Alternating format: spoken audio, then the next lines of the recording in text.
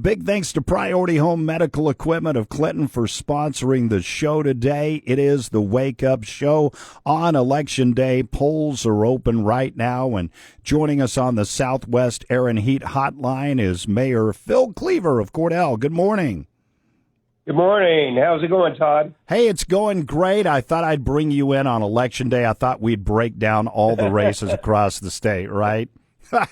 Fortunately, I'm not running today. Yeah, there's a lot going on, and I voted early and got that out of the way and feel good about the way I voted. You know, you got to read the state questions anymore beforehand because you can't just sit down and figure them out in that little booth. Especially a couple, one of them was more intricate, I'd say, than the other. But you still have to kind of know how you're going to vote going in on that one, on those two. Oh, for sure. Well, we will find out tonight. I'm just hoping people get out and vote. It's always a really, really low turnout in these primary runoffs. But we'll see what happened. I'm glad you voted. I'm going to get my I voted sticker here as soon as I get off the air.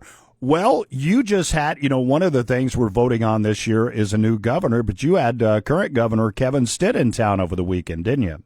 Yes, we did. A week ago Friday, he was here at the theater, spent, probably an hour and a half, I would say, made a few comments, pretty much the typical comments, did a good job. We had tons of, 100 people there. Understand one of the other stops, I won't get into it, had 4. So I was glad to see 100 people rather than closer to 4. And he was there to take pictures at the end with about anybody that wanted their picture taken with him. And had a young man that sat up there, was probably 8 or 10 years old, that sat up there by him as the lieutenant governor. It was pretty cool. This young man had the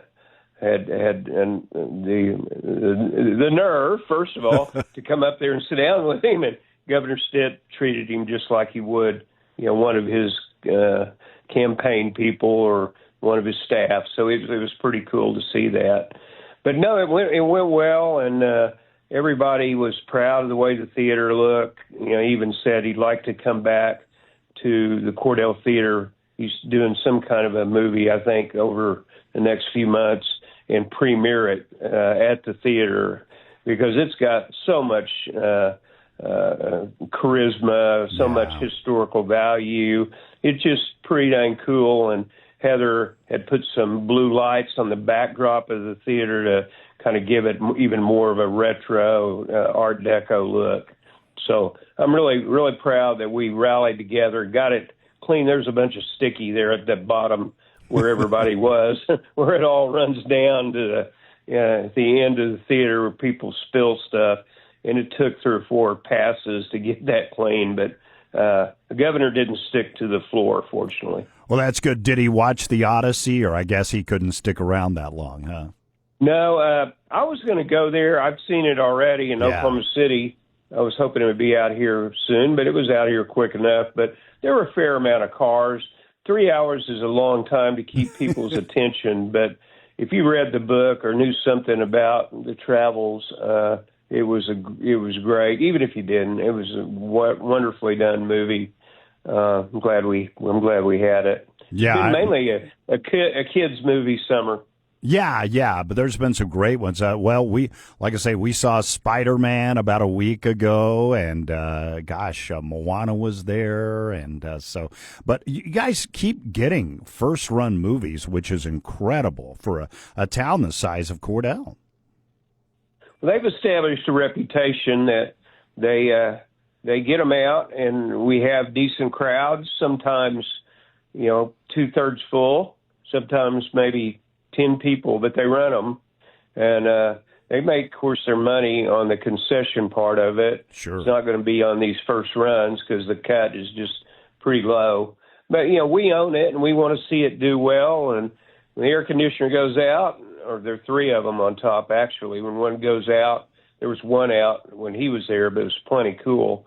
But we respond, and that's the city's building, and we did that 25, 26 years ago and put 800,000 in it, and I bet you couldn't do it for $2 million today. Oh, without a doubt. I mean, it's one of the greatest things you guys did. It's kind of funny. I spend a lot of time on the weekend down hanging out with my dad, and I've been going through boxes and boxes that my mom used to save, like every article in the Beacon or the Oklahoman, and I found a Beacon article about when the Ouachita Theater originally opened. I think, what is it, 1946 or something like that? Yes, 46. You got it. And they had some incredible pictures of it. Burned down in 46, right after the war.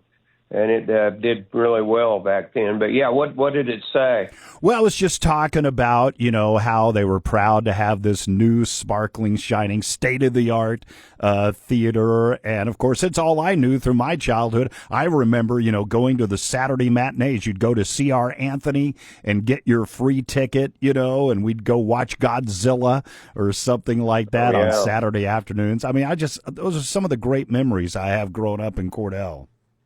Yeah, nickel popcorn or dime, whatever it was, and dollar tickets or less. I think it's 50 cents on matinees. Yeah, and it was just a great time growing up and taking your girlfriend, for the first time to Ouachita. It was all pretty cool. No, we have great memories, and it was good to have him there. It'd be nice to get some of the other. It's in a political endorsement, but to see if Cindy Munson would like to come out and make a few comments, just so people know kind of where everybody is, even though that wasn't one of the other ones running. We need to be a little more aggressive inviting people out, for sure, to the Ouachita. Yeah, and I bet they will. I bet when it comes down to the general election, because I know all of those candidates have been out around here in western Oklahoma. In fact, I think Cindy Munson's going to be out here next week, so I'll put a bug in her ear to go down to Cordell, okay? If you could give me the right number, I'll give her a call and invite her out to make some comments. The more exposed and the more information our people have in front of them, the better, whether it's 100 people at Cordell or 5,000 people at an Oklahoma City rally. We all have a vote to make our state the best it can be. That's right. Every vote counts. Well, let's talk about what else is happening in Cordell. Last time you were on, you were in the planning stages of kind of merging the ambulance and fire department. I believe you've got that done. Kind of talk us through why you guys did this and how it's going to work now. Well, we got down where you always have to have a responding team and a backup any call you make.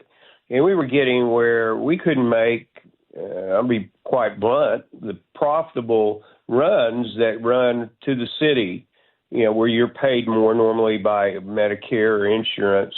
And we weren't able to make those. I think we made only 4 or 5 out of 100 potential calls. It was something like that. But no discredit to our guys, but we needed a way to make those longer distance calls to try and make that profitable or somewhat profitable entity with fire and EMS. We decided the best approach was to get 4 or 5 people, I think it may be 6, that are trained on both sides to be able to make those longer calls, hauls and calls to the city or wherever, Lawton, wherever it might be, that pay us more. We'd sit there and have 2 ambulances idle a lot of the time.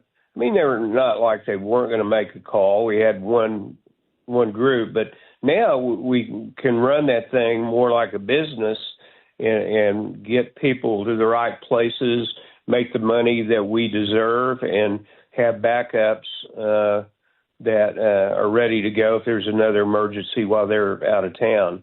So it's working very well. That's the brainchild of Vicki Hagerman, our city administrator. And man, does she do a good job. I can't thank and laud Vicki enough to come up with this kind of hybrid fire EMS for a town our size. I think Newkirk and or two or three others she modeled it off of. So she did a lot of research, and we got it going pretty well right now, thanks to Mike Morrell and Seth Slaughterback, our two main leadership folks. They're both trained on both sides, and we're just tickled we have that kind of dedication to make it work once we put it on paper. Well, it makes sense because I guess in the past, if somebody needed to be transported to Oklahoma City, they had to do the helicopter, which is super, super expensive unless you have a subscription, right? Right, and a lot of times they didn't need it, and we could have made runs that we couldn't take, and the helicopter took them, and we said, golly, you know, in the hospital has been very good about talking with us. We got a good relationship with them, and it's improving every day about making those runs that maybe the helicopter didn't need to make and force that kind of expense on, you know, the patient. So we're excited about that. We're moving along with the lake. We've got it closed temporarily. We put a new road in it. Again, the county commissioner, David Gray, and Jeff Ringo, the master operator of machinery, put a new road. There's a bad bridge that was back on the southwest side of the lake. Took that completely out. It's probably from the 30s or 40s. Took it out, put a new dirt, you know, with a nice culvert, big culvert in it, and we continued to do stuff like that. We've got electrical drops for. We're going to have a tender superintendent, whatever you want to call it, out there to kind of watch over things, take tickets. We're trying to come up with a QR code. Anybody that knows something about that, please call me or call the city office about a QR code with a phone that would open the gate instead of this antiquated key lock, lose a key, go by, print another key, who's got the keys, 20, if 5 people have duplicated them. This would prevent that. It would be a phone opening system of some sort. Don't know exactly how that would look. But, I mean, we know kind of how to look. We just need to implement that, put cameras out there. There's still people messing around that we don't need their business out there. So we'd probably put 6 to 8 cameras out there that would be helpful in detecting or just really monitoring what's going on. See the fish that people are catching because there's big ones in there. Well, that's really cool. Now, when you guys get it back open again, as you're doing some work out there, will people be able to camp out there, or is it mainly just a daytime thing right now? Well, that would be up to the committee and the council. I don't know to answer that question. I would hope we could do that and have RVs and all that longer term. That would be way past me probably, but have an RV park and have a QR code for that. And you may be charged differently than somebody just going in for the weekend, where people can do yearly passes, daily passes, weekend passes, and be able to do that. We're really, the committee that we rely on that use it frequently, we haven't heard an exact recommendation on that yet. Okay. We're talking with Phil Cleaver, mayor of Cordell. Always good to find out what's happening in the town where I was born and raised. Well, we've all been suffering from the heat, and we're praying for rain, and maybe we'll get some tonight. We will see. But what's the water situation like in Cordell? You guys rely on wells. Don't you get a little bit from Foss as well? Excuse me. Yeah, about 15% is our allocation with I think it's 3 other communities. It's not terrible. It's been better. Our golf course is on a separate line that is the higher nitrate line, so we don't have that for human consumption. It's on a different line than what the wells out more toward Burns Flat are on. That's lower nitrate. One's called the new field is the one that's worse. and the Oldfield's the one that's better. So go figure. Anyway, the new is the one that's a high nitrate. It's on about 6 or 8 lines and the golf course. And we've had a few problems with pipes breaking, and we had to do some fire drills out there to get, and it was good practice to get water on those greens to save them until we could get that pipe repaired. And, the tower out there that holds that water got really, really low because it wasn't filling. We were losing water, and we had to really go into emergency mode at the golf course. They won't spend way too much time to just, in one weekend let that go due to 107 every day. So we got that fixed. It's still challenges because water is still water. It's precious. Yeah. And we'll figure out, kind of the rhythm out there, but we got it going again, and that's all good. I wanted to mention, too, we were, by various metrics, named crime metrics and different things they use. We were it wasn't even a vote. It was a tabulation. We were top 10 safest communities to live in Oklahoma. Wow. So really, we talk about the quality of life, and this is empirical, quantitative evidence that we are one of the top 10 based on these data that they put into the formula. And I think Burns Flat was 5th. Yeah. Weatherford was in there. So Western Oklahoma was well represented in the top 10 safest communities. Well, and that is good news. And one of the things, Phil, that's been kind of fun for me, going down to Cordell every weekend, I've got my mom's old car in the back garage because my dad hasn't driven it for years. And so every week when I'm down there, I get her car started up and I start driving around. And I decided about a month ago I was going to drive every street in Cordell. I don't know how long it's going to take me because I'm just out for about an hour at a time. But it's just amazing to see all the different neighborhoods. One thing I do see, though, that there is plenty of affordable housing in Cordell. And if things start really picking up out at the spaceport and things like that, Cordell is a great community where people can live, and not all houses start at $350,000 like they do in, say, Weatherford. No, exactly. And thank you for doing that. You can talk to me after the show about what you saw. But, we appreciate that. And we do have something to offer. We've got people moving all the time, and I'm sure the other communities out here do too, from California and Texas and Arizona that, can buy 2 or 3 houses with what they sell their California house for, and that's an advantage. Some of the newer houses are catching up with the prices outside of the state, but because it just costs to build one. But we've got some good stock houses, like you saw, that are anywhere from 90 to 100,000 up to 250 to 350, and beyond that, if you want to pay even more, if you can find them. Yeah, but there's definitely inventory out there, and there's still plenty of room for additional housing out there. I know somebody came in and did some of those new houses off Kreider Road, kind of patio homes several years ago. But there's room for more of those if a need arises, right?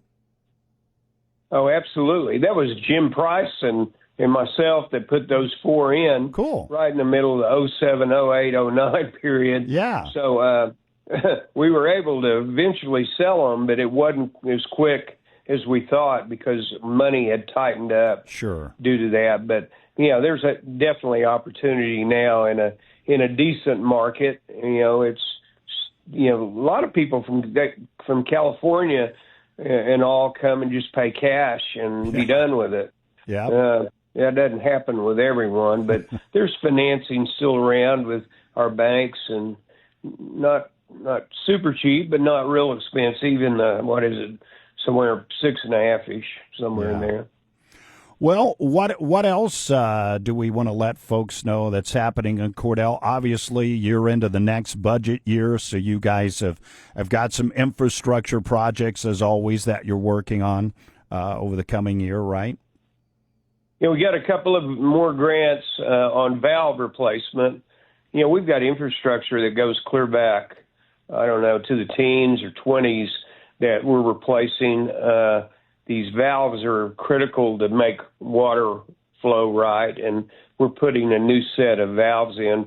Shout out to all of our city guys that have been working in this brutal heat, whether it's, you know, digging valves or, you know, putting up banners downtown. We'll have another set before long. We want to get our directional signs up, and that's usually some of the city guys using our bucket truck doing that. So shout out to all those guys, Chance and Mike, and, you know, just everybody that's helping out in this really, really hot weather. We appreciate them immensely. You know, I'm one last thing. I'm a grandpa for the second time as of yesterday. My daughter Abby had a baby. I got back about 10:30 last night, and we've got baby Monroe. We're going to call her Ro or Roey. Awesome. At least before she becomes a president. I don't know why they always want to name a kid after the president. I'm just kidding. But we got unusual names that come out anymore, and certainly Grandpa doesn't influence that at all anymore. You stay out of the naming business. Well, Monroe is an awesome name. How wonderful. Congratulations, Grandpa. Man, you're getting pretty good at this. Well, yeah, I'm a two-timer now. So, an old two-timer. Well, 40-something-year-old dad, and now I'm reaping the benefits of being a grandpa, and I love it, and my kids have been really good. They've launched pretty well, and I'm happy for them, and now we're starting to get the results of their, I guess their productivity. We're having a good time. Oh, that's awesome. Well, congratulations once again. Well, Phil, as always, I appreciate you taking time and chatting with us and keeping us up to date on things in Cordell. I hope you have a wonderful rest of your week. And yeah, best to your dad too, Todd. I miss seeing him, but I know he's around, and when I do see him, he's always friendly and very knowledgeable about who people are, and he's a good guy. And there are a lot of good people in Cordell, and we're a community tight knit, and do our best to look after each other. Well, you do, and anytime you want to watch reruns of Gunsmoke or NCIS, he's got an extra seat for you over there, okay? My dad was a Bonanza guy. So. Love it. Love it. All right, we'll Phil. We'll talk soon. Yes, for sure. Thanks again, okay? Thank you a lot, Todd. Have a good week. You too. Phil Cleaver, Mayor of Cordell, joining us on the Southwest Air and Heat Hotline. News coming up next. Listen to farmers and ranchers talk about Gentner Drummond. This is Megan Langley, poultry farmer and owner of Egg Drop Farm, with a warning about Gentner Drummond. Gentner Drummond tried to put my poultry farm out of business when he sued farmers and ranchers. Then he cut a bogus settlement to enrich his trial lawyer buddies. You just can't trust him. This is Kenzie Pepper, a proud Oklahoma rancher. The Cattlemen's Association understood that Gentner Drummond is a liar. He sues farmers and ranchers. That's why the Cattlemen's Association pulled their endorsement of him. If Gentner Drummond sues farmers and ranchers, your farm, your ranch, and your livelihood could be next. The clear choice, Republican Mike Mazie, endorsed by President Trump, a strong supporter of Oklahoma farmers and ranchers. Mike Mazie for governor. Authorized and paid for by Mazie for Governor 2026. I'm Sheila Cook. For over 30 years, I've known Rick Cook as a devoted husband, a loving dad, and a proud grandfather to our 6 beautiful grandkids. Rick isn't a politician. He's a businessman who has created hundreds of jobs. He's a Christian, pro-life, Conservative fighter who's running to lower taxes, defend our values, and secure the future for that next generation. Please vote for my husband, Rick Cook, for State Senate. Paid for by Friends of Rick Cook, 2026. When it comes to Washita County, experience matters. Bart Gosen was born and raised right here in Washita County and has spent the last 22 years serving our communities. Bart has worked to improve county roads and bridges, support local communities, and stand behind our volunteer fire departments when they need it most. On Election Day, vote for proven leadership and experience you can trust. Re-elect Bart Gosen for Washita County Commissioner, District 1. Paid for by Bart Gosen for Washita County District 1 Commissioner. Over 20,000 square feet of furniture and appliances at Todd Fest. David. Harold, we are the one-stop shop. Literally, we have mattresses, furniture, and appliances. We've been here 80 years, and the reason we're here is because we service people after the sale. A big tradition going on at Todd Fest for 80 years, folks. Shop at Todd Fest for all your furniture and appliances. Todd Fest, the best in quality, service, and price. Main corner, downtown Weatherford. 7:36. John Matthews joining us from the News Center. Happy Election Day! Yeah, I'm kind of working on my campaign commercial. I've decided I'm going to run for office. I don't know what office yet, but here's kind of how my ad starts out. Okay. Todd Bruner hates everything and everybody. Oh, perfect. And he's got a plan to save our country.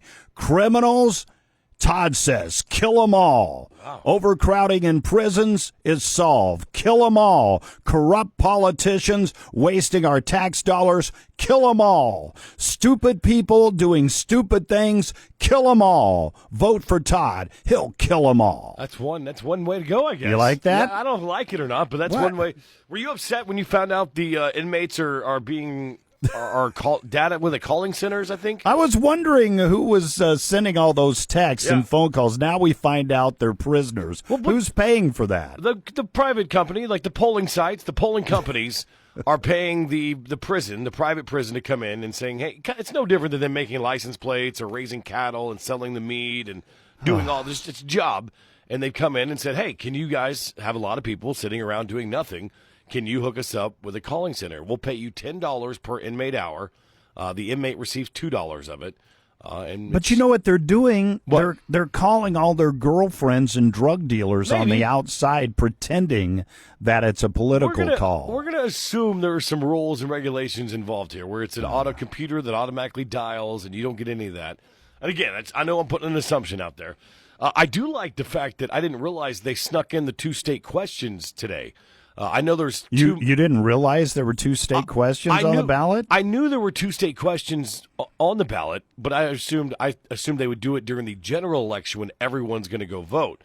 Where today being the primary, and then if you're an independent, No, or a we did the Democrat- same thing with the minimum wage. Yeah. We got it on. And It's smart. and it's good. It's smart to do. Yeah, good politics. Of course, I don't know that people are that fired up about either of these 2 state questions. I think the one personally that is would give the legislature more control on the reimbursement rates for the manufacturing tax rate. I think that's going down to defeat, because when people don't understand something, no idea. they vote no. Yeah. The other one, I think, Plus, every school person I've talked to says no. yeah. I don't understand it, and I have to trust their word for it because I have no idea what would be best for the schools. Yeah.